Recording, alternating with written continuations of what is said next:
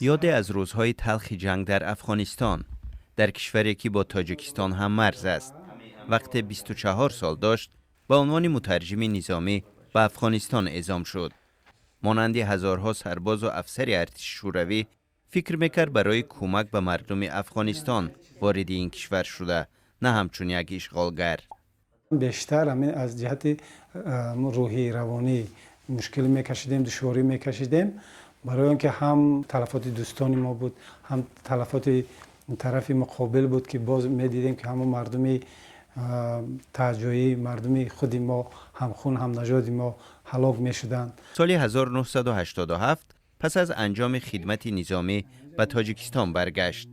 بیش از 20 سال است معاون کمیته کهنه سربازان جنگ افغانستان است و میگوید از مشکلات این سربازان و افسران خبر دارد.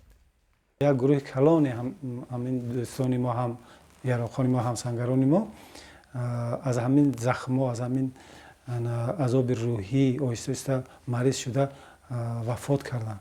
یک قسم زیادی آنها وفات کردند و یک قسم امروز هم مریض بستری اند. 15,000 سرباز و افسر از تاجیکستان همچون ولی در اشغال افغانستان توسط شوروی که از سال 1979 تا سال 1989 ادامه داشت شرکت کردند. این تندیس الکساندر میرانینکا سرباز روسی است که 33 سال پیش در جنگ ارتش شوروی علیه مجاهدین در افغانستان کشته شده. هر سال در روز خروج نیروهای شوروی از افغانستان ایده از کهنه سربازان جنگ افغانستان اینجا گردی هم می آیند تا خاطره سربازان و افسران فقید را گرامی دارند. الکساندر میرانینکو زاده شهر دوشنبه بود. سال 1980 زمانی که او 20 سال داشت در افغانستان کشته شد. پس از مرگش از او با عنوان قهرمان اتحاد شوروی تقدیر کردند. این تندیسی او در نزدیکی محل زندگیش در شهر دوشنبه نشانه از گرامی داشت خاطره 365 نفر از زادگان تاجیکستان است که در جریان اشغال افغانستان توسط شوروی جان خود را از دست دادند. 15 فوریه سال 1989 آخرین نیروهای شوروی از افغانستان خارج شدند.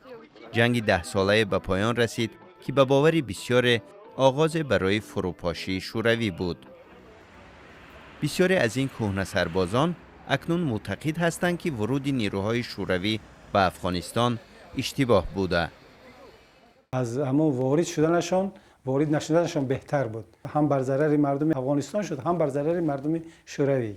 از هم اول البته اون شخصان زیاده که نابود گشتند و بسیار مردم زخمی شدند و اینقدر ضرر بزرگ اقتصادی هم به جمهوری افغانستان هم به اتحاد شوروی رسید که این البته بر ضرر همه بود. بعضی در تاجیکستان بر این باورند که حالا آمریکا و کشورهای ناتو هم با سرنوشتی کم و بیش مشابه در افغانستان روبرو هستند، چون با وجود گذشت 12 سال از ورود آنها وضعیت افغانستان همچنان آرام نیست، در حالی که بعضی دیگر معتقدند نمیتوان این دو دوره را با هم مقایسه کرد. سهراب ضیا، BBC دوشنبه.